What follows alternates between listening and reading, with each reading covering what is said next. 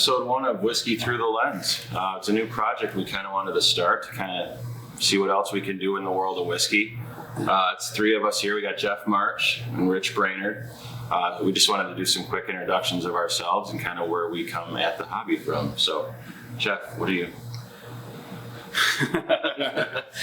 Well, I think I'll go in greater detail. You know, we're all from Rochester, New York. My group, Rochester Elite Barrel Pickers. This idea came over a nice long couple-hour pick, tasting. I believe it was the Oak King. But the reason I started the barrel picking group is, you know, I go back to it all the time. I was tired of people chasing Blantons. I felt like, you know, what we have here, some picks. We have some stuff behind us that aren't all picks, but I would put up a lot of them against the allocated stuff out there. You know, we'll go into greater detail about the picking group and, you know, down the road in different episodes, but I think you guys will have fun watching us BS about whiskey, and we got Mr. Camera Shooter over here that will talk a little bit about what he does. Yeah, my name's Rich Brainerd. I'm an advertising photographer here in Rochester, and just as a whiskey enthusiast, spirits enthusiast, I frequented lots of different stores around, well, one in particular, and the owner had mentioned that I should look into this group. So I joined about a year and a half ago, and it's really kind of changed my way to experience whiskey from searching for those allocated bottles to, like, you know, anything that you can get as a single barrel can easily be better than anything you can find. Yeah. I have an interesting way to look at it, though, because as a daily job, I'm photographing food and drinks, and spirits, wine, you name it. So I've kind of taken that, you know, I always have fun with my job. So that's the thing about what I do, is that I always have fun with it. And then to take that and apply it to this kind of hobby side endeavor that I enjoy and photograph all the bottles for the group has been really fun. So, yeah, you know, work is fun. And that's the best thing about what I do. So, yeah, I mean, actually, I started this in 2016, Rochester Whiskey Enthusiast. I've been a whiskey fan, spirits fan for years, too. I was kind of looking for something, because craft beer was huge, too, at the time, so I was kind of looking for something to hone in on whiskey fans around the community around Rochester, that I could meet people like this. And it's just, you know, we've exponentially grown since COVID, because we tripled our numbers.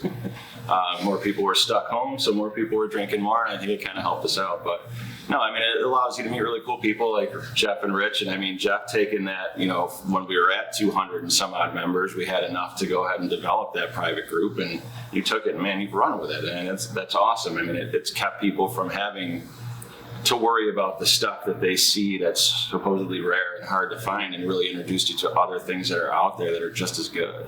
Yeah, when I first mentioned something to John, I was like, "Hey, can I kind of take the name and add Barrel Pickers on the end of it?" And he's like, "Well, you know, I don't really want to be," and I was like, "Oh, I get it." Yeah. And then 2.5 years later, I'm like, "Yeah, you're lucky that." I mean, we've grown a lot. We're up to, you know, 350 members, I believe, now. We're trying to keep it small, just, you know, so everybody gets a chance. Yeah, I mean, the Rochester community has been crazy. I mean, they love their whiskey. I mean, there's so many people that came out of the woodwork, I feel like, that I've never heard their name by your group. And I was like, oh, wow, this guy's, you know, local. And then he asked to be in the group and tries, you know, different picks. And, you know, then, you know, it's just a big community of whiskey drinkers. It's cool, too, because I think a lot of people from the craft beer community have started to realize the popularity, and I'm starting to see a lot of those names come over now.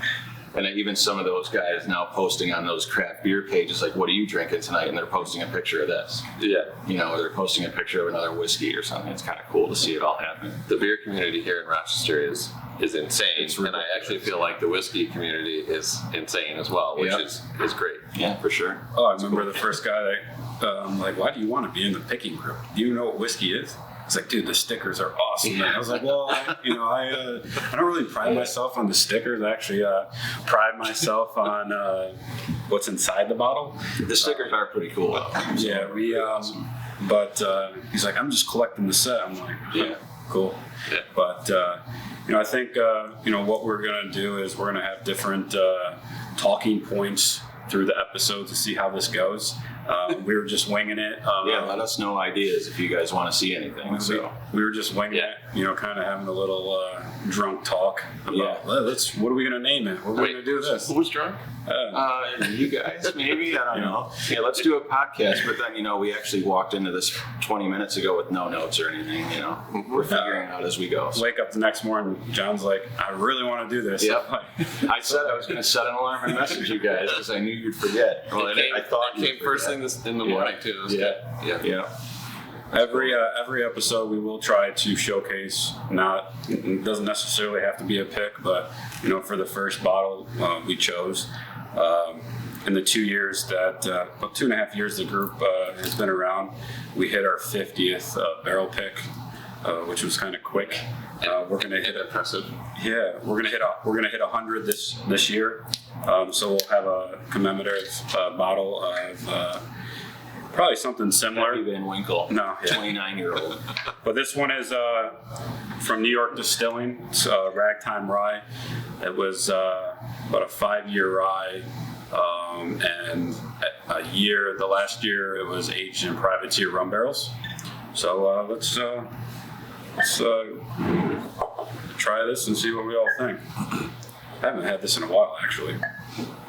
Me neither, but it's delicious. Yeah, price point was what? Yeah, I mean that's the crazy thing. can't remember We talk about chasing rare whiskey. It was too low. $40. It was like $40. Yeah. If that, yeah. Yeah, I think what they're doing down in, if you haven't, guys. yeah, cheers. Cheers. If you haven't heard of them, New York Distilling, usually under the label Ragtime Rye, Ailing Katz. He's doing really good stuff down there. He's surprised me with the samples we tried from them, and well, we wanted to go in a little bit more detail with the 50th and provide you some more tasting notes. Look, we probably aren't the experts in the whiskey wheel, which we'll get down the road on that as well, because we're gonna come up with different topics. It might be next episode, but we wanted to go into details about the 50th and the Ragtime Rye, aged in privateer rum barrels, to really, you know, what is our experience with it? You know, what do you guys get on the nose? I like it. I get a lot of oak, but sweet too. Yeah. I get sweet. I get, you know, there's a lot of ways to, you know, nose a glass. You know, some people go dive in. Keep your mouth open when you sniff through your nose. Some people, you know, dive in. Yeah, just a little bit. Dive in with both nostrils. Some, you know, say one nose is more. Actually, usually what I tell people is start far away until you start to get notes, and then stop there for a minute. As soon as you start to get something, stop there, and then you can go further in. I mean, the ethanol. I can only go far. If you get to a certain point, the ethanol. I can only go so far because my nose is so damn big. But you know. Yeah. I think on the palate though, you get the rum coming through with a little spice, and it just goes on. I think that kind of smooths the edges of it. The rum. Even their regular offering though, it's pretty. It's good stuff.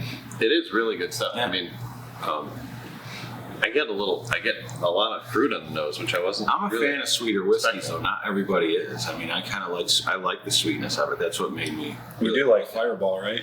Oh, I love Fireball. Jack Honey.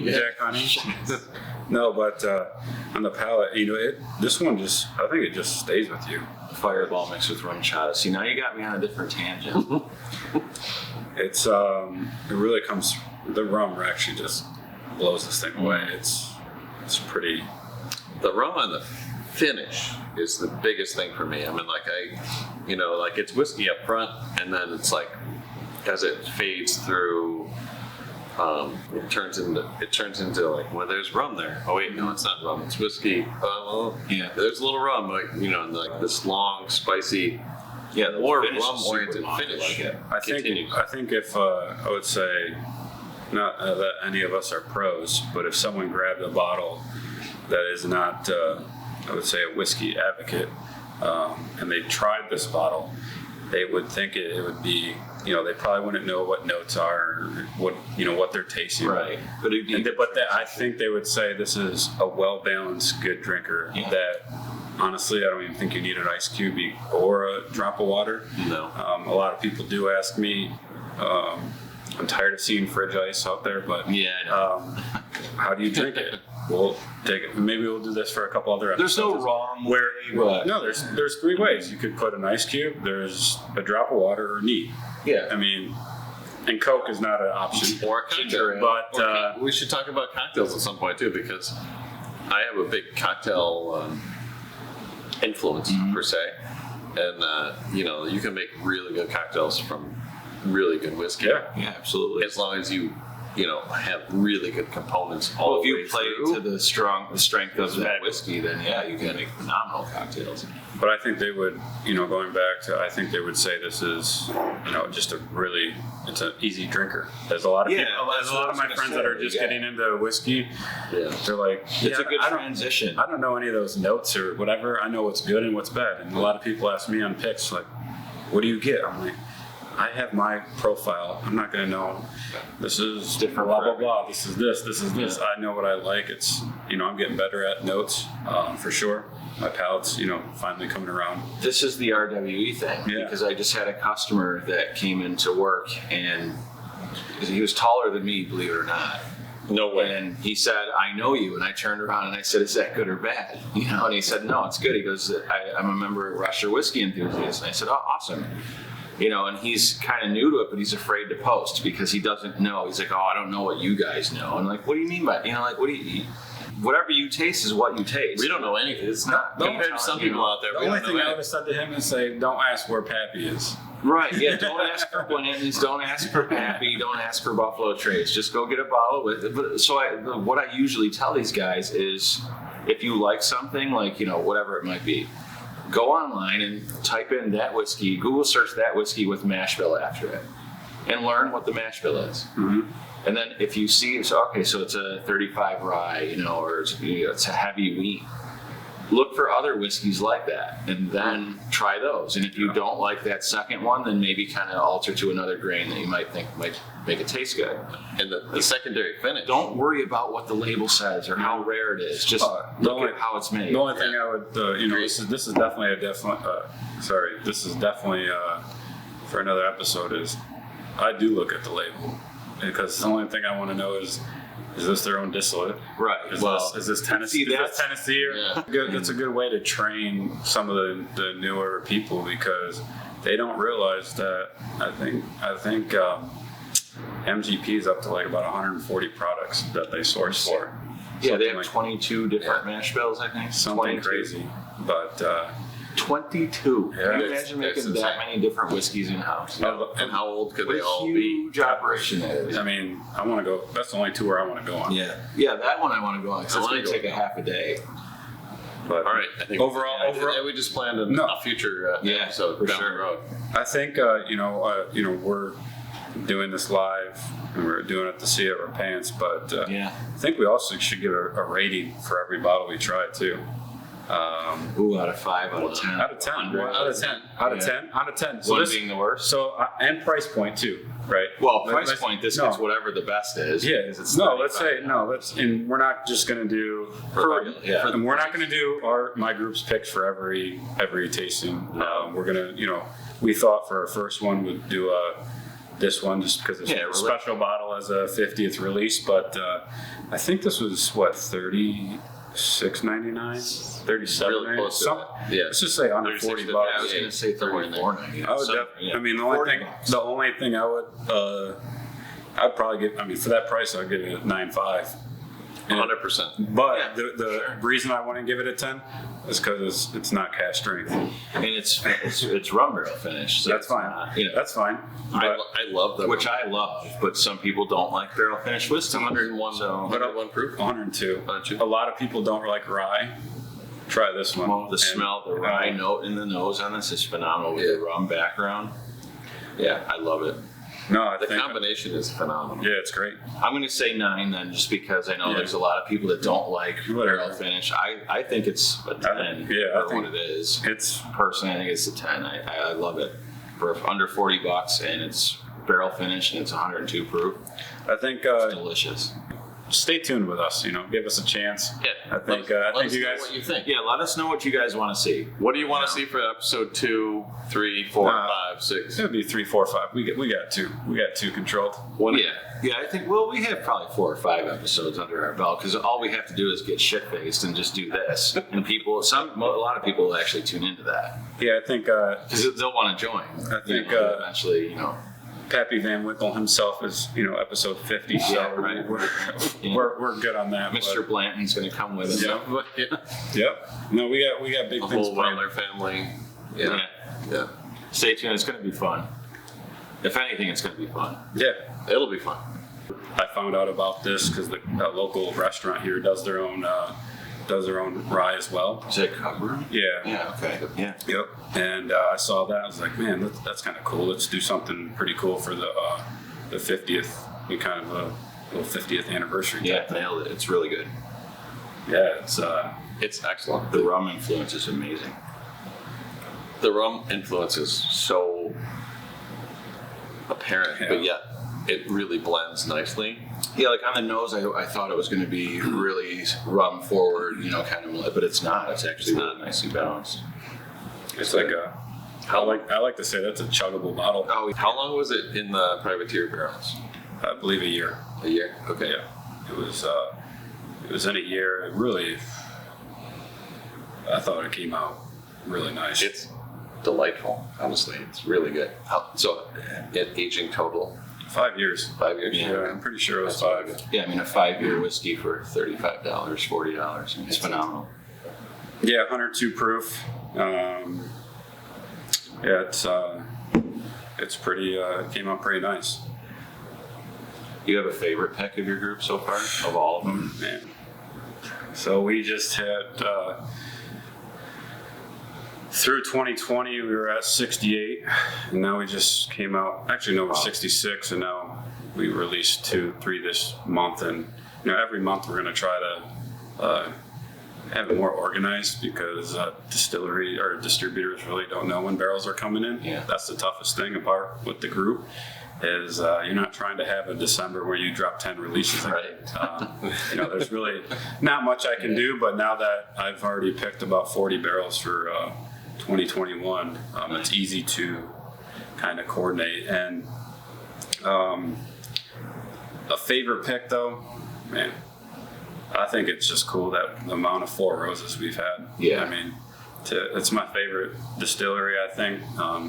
There's some really great places I've been to. Yeah. Hill Rock was awesome. Whistle Pig on site was awesome. I mean, they're all unique in their own ways. It's just, I will tell you one thing: if I go on another damn tour of a distillery, I just want to drink. I just want to drink. I don't care about. They're all the same. It's cool to see it, but I mean, it's fun. They all have their unique points. Yeah. I have to say, from the few tours that I've been on so far, they all approach it uniquely. So Yeah. it's an advantage. But obviously the overall procedure of everything they're doing is Do you have a favorite it's the pick? same route. I think the 2 picks that I chose were the Belize rum, which we'll get to at some point in here, Yeah. which isn't whiskey, considering we're How whiskey dare you. through the lens. It was aged in a bourbon barrel, though. Buffalo Trace Barrel. Yeah. But the other one that was up there for me was the Corona Lisa Yes. pick, which was Mackenzie Finger Lakes Distilling. Yeah. And I've been a fan of theirs since the beginning, and it's really been one of those you know, I've been down there numerous times, and Brian's a great guy, and I'm talking to him, and then having to go there for an actual barrel pick put a whole new perspective on really what It's cool. goes on Yeah, they got awesome stuff during the whole process. So that's kind of why I was like, well, you know, the tour is actually kind of fun. Yeah. Even though it's the same process everywhere you go, it's, you know, kind of handled. It's good to be reminded, though. I mean, just so you know, like you go and just kind of see how like the little nuances that different distilleries do a little bit different. You know, they kind of tweak things a little bit. That tour is good because it takes 10 minutes. You go to Buffalo Trace, you're out there for an hour and a half. It's like, I've already seen this once. Can we just do the pick? Right. Yeah. But history versus modern. But, you know, it was interesting that, you know, like some are heated, like in New York, you might have to heat your rick house. Yeah. Sure. But, you know, down south, obviously, you take advantage of those the changes in Yeah. I'm going way back for mine. No, not necessarily way back, but kind of maybe a little more obscure. I loved the Whistlepeg Guyanese rum barrel. Oh my I thought it was fantastic. I mean, also I love this guy right here, just because I mean, obviously I have a soft spot for that one because I was on that pick. But that Guyanese rum barrel Whistlepeg was absolutely outstanding. I loved it. Phenomenal. Yeah. the one issue, so when we picked that, we picked it at cast strength, which was I think right around 113 or 114, if I remember correctly. And fortunately and unfortunately, you know, when you proof stuff down, the flavors tend to come out a little bit more. That rum really express itself to it. But it was awesome at 130. It was awesome, incredible. Yeah. But you know, Actually, did you have me try that at 130 before? I know it was 113. No, because they want to let us. That was on the farm, so Okay. Yeah. you know, just to see what people are drinking, and it gives me an idea of what, you know, where to on my end where I should, you know, look into Well, picking. that's the whole like keeping it separate thing. Like, and it was, you know, I remember at the beginning there was like some sort of I don't remember who was involved with turmoil. Like, oh, how could you not let them? And I'm like, no, it's not that I don't want him. I want him to do it. In fact, I said everybody, you got to look at this and join this.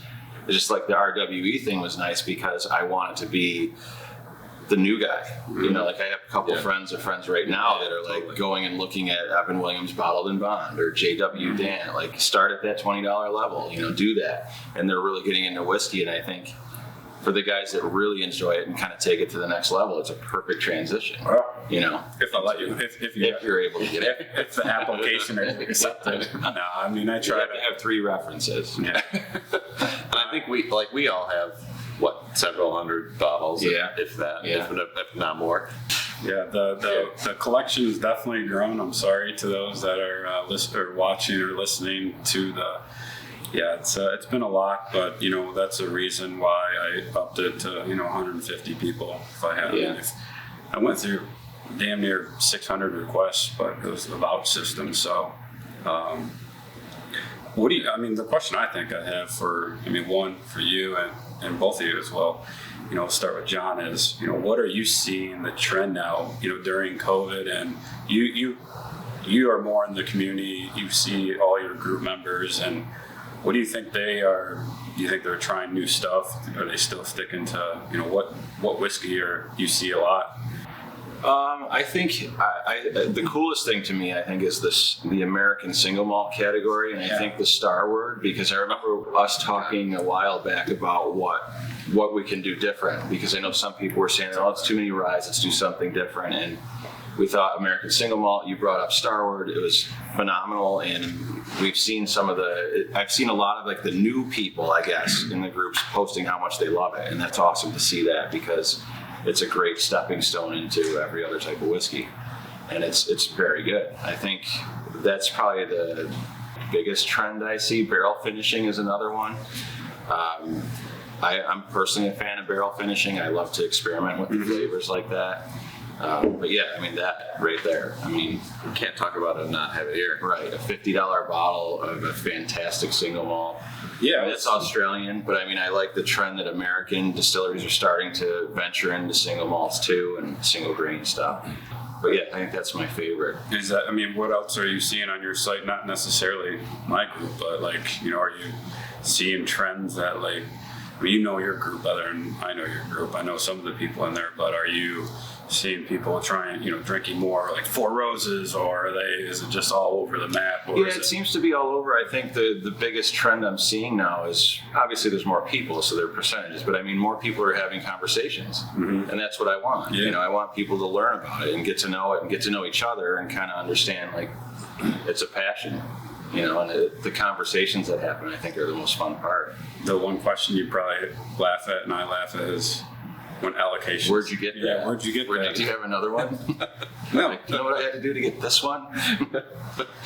And I think on your end, it is called Whiskey Through the Lens. Mr. Cameraman, what are you seeing in your world of, it doesn't have to be necessarily whiskey related. Well, that's a cool thing too. A lot of those conversations are, what lens did you use? Like, what filter did you use? Like, all that stuff. I know the amount of money he's making off my photos. He's shooting on the top, whatever the top notch. I don't know. I almost want to do an episode of just like 5 minutes of you showing us what you were just doing over there for that. Like the the levels of steps that go into that. I actually feel worse now that he showed me that. It's like, damn, I'm bugging more bottles. I'm bugging him for this damn picture and just witness what it goes through. I was like, maybe I'll. Here's a second one. Go ahead. Yeah, I don't do anything easy, probably. It's all in the details to me. Like, so the people that are posting pictures from their iPhone, they're using portrait mode and etc. A whiskey barrel is great. It's great because it's a droid. It's great because it's just to increase the enthusiasm behind the community is great. Oh yeah, so we are live, and that is a proof that it's live. It's proof that it's live. So we're just gonna let that ring because it's gonna be a spam call. I'm gonna answer it and say Rich Brandon Studios, and it's gonna be either nothing, the owner of the vehicle, or someone's gonna say that my Google search engine specific. Probably that person trying to reach where their photos are with the whiskey bottle. Or maybe it's one of my clients, and I'm gonna apologize right now and say that I'm gonna call you back as soon as this is over. Anyway, another splash. That added a nice little touch to a realism to it. But so when I do a photo, I mean, you've all seen my photo. I mean, honestly, not everybody. Hopefully not everybody. If anyone is in the Rochester area or East Coast, northern East Coast area, you've seen my photos, even driving down the road on trucks from one of my clients' Wegmans and so on. So, but if you walked into a Wegmans, you've seen what I do. And Cabela's, exactly. Like a lot of people have. I love one of the Star Wars. This one right here that you did with the Boba Fett. Like I had to message you about the flame from his jetpack. I thought it was the coolest thing ever. So if you look at this photo on, I thought he painted it. So did I. I thought maybe it was something weird that and then he's like, it's a Bic lighter. Like what? Yeah, so this photo, which we might show now in the edit, is just one of those things that I had fun with because it's it's one of my passions, Star Wars related. I'm a complete Star Wars geek. So you, as I was photographing this bottle, and it's a glow in the dark label, which you can't see here, but I had fun with that, and I had some Star Wars figures and so on and so forth, just to kind of play with it. But yeah, I retouch in a lot of things as I shoot stuff. So like I said, it's all in the details and how it relates to the Scotch the Trooper lightsaber. He's cool. His stuff is fabulous. Actually, he's kind of like one of the first guys I really got involved, like watching his Instagram and stuff, because it was the meshing of Star Wars and whiskey. Like, you're speaking to me now. Yep. So the details that go into a photo that I post in either group is probably astonishing to most. Minimal. I just don't do it. You guys have heard of Polaroid, right? Let's just say he makes his flip phone do a lot of really good pictures. No, it was actually pretty impressive before we got on to do this. So if you guys want to check out the Usain Bolt, what I'm editing. Yeah. So first I thought he was going to actually move his mouse. No, he brings a pen.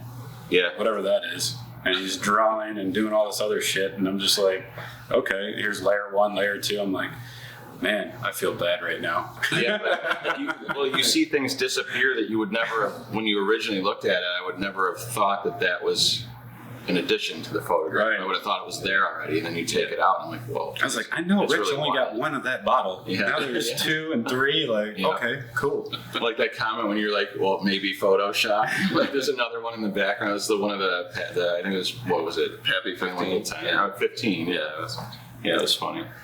I think we're probably getting down to where we want to stop, but I think for one of the questions, another question would be, where do you see 2020 in your guys' world? And I can speak on mine. 2021. Sorry, shit. Yeah. Nobody's Nobody's acknowledged that it's a new year. First of all, the way the 7 days or whatever day it is today, December 38th. yeah, it seems like we're still in 2020 after Yeah. all the craziness that we've seen recently. But where do you see, I guess, the whiskey in your group going? I can speak on behalf of mine, and Mr. Photo over here. Where do you see your area? And it would be nice to, kind of as an outtake, like Rich mentioned, we'll probably showcase, the pictures after the video so you can see. And Sure. But where do you see RWE going in 2021? You guys going to do anything? What do you guys think? Well, actually, I was thinking How many members do you have? we're up to 741 today, I think. We started, we were Soon in to March spike. of 2020. I think we were at 260. Honestly, the one thing I was thinking about this morning, right? That's what I was saying earlier. 500 it's people crazy. Yeah. COVID? Yeah, that's crazy. The only thing I really thought about this morning was doing a 5-year anniversary. Doing maybe a Glencairn or something, maybe kind of timing it with a bottle release or something. I don't know. This is all. Just seeing it grow, just seeing more people enjoy whiskey and kind of get into the hobby and appreciate what it is. That's my biggest thing. As far as tangible things, like I said, maybe a 5th anniversary party if we're allowed to actually do something like that. That'd be great, and everything. Giant bottle share. now that Yeah. we've seen this Right. space. Oh. Yeah, I think we have a space we might be Got able a big to use, space. We can but- spread out. We Yeah. can do- Yeah. We can get pretty crazy with photos and different sections of it. But no, what about you? What do you see in your expertise? Not necessarily just whiskey, but what do you see? I bet people are still questioning. As photos, photo. Is it all digital now? Where is it going? It's definitely all digital now, or mostly all digital. I was actually in the paper many years ago, talking about, is it in relation to Kodak, about how much longer film was going to be around, and I Luckily, you predicted didn't think longer. digital wasn't I predicted longer than even that I used it. Even though I'm a big, obviously a big Kodak supporter locally. I think it's a great. We want to have Kodak around for as long as we can, but it's a digital world at this point. So, I was one of the first people using Photoshop since version 1. Not the first. Couple years. Definitely not the first, but it's been a long time. So, but I play with the digital aspect of it all the time. So it's one of those things that it's just part of what I do. But, for those of you who are taking pictures at home, I would, maybe take it off portrait mode and put it in telephoto mode and get close to the bottle and see kind of what you can actually make the lens do versus the portrait mode do. Is there any I heard recently, I think you were there when you met the person, about, is there anything people can purchase that isn't like what we have here, but like a little box or something to kind of, if they're still shooting with an iPhone to light, I don't know, is there any accessories people can get to crisp up their photo game? Yeah, something I know. for mobile. Yeah, we're all just on the basis of what we probably do, although COVID may have changed that because we're working from home. So Right. Are we all drinking all day long? No. Not that according to our employees are, no. Or employers.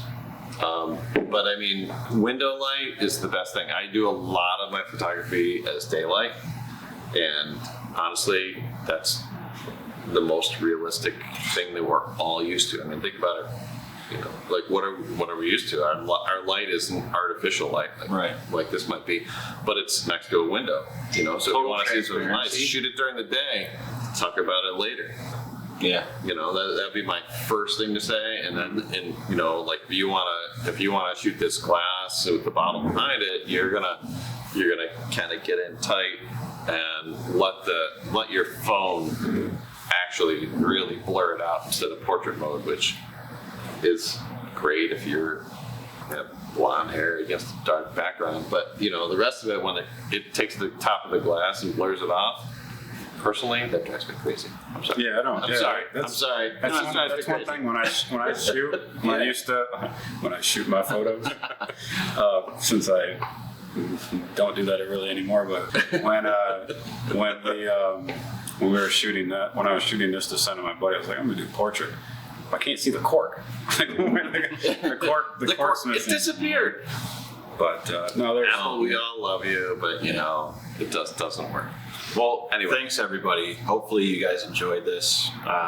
We want to do this more, so we want to actually develop this into something. So feel free. Send us questions. Yeah, when we post this, send questions, send comments, good or bad. We got thick skin. We'll deal with it. If you want to look us up, we're gonna post all our addresses at the bottom of the screen. Yeah. Whoever's gonna edit this. Yeah. No, we'll get you our contact information if you want to join RWE or follow Rich's awesome pictures of in his studio or on apply to be a member of REBP. Yeah. Well, we'll see about that. Yeah, I'm sorry, but no, it's hopefully you guys will stick around for episode 2. But it's been fun to kind of talk about what we're going to talk about next.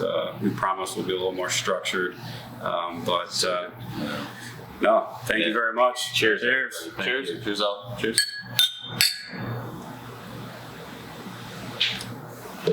Is that 20 minutes?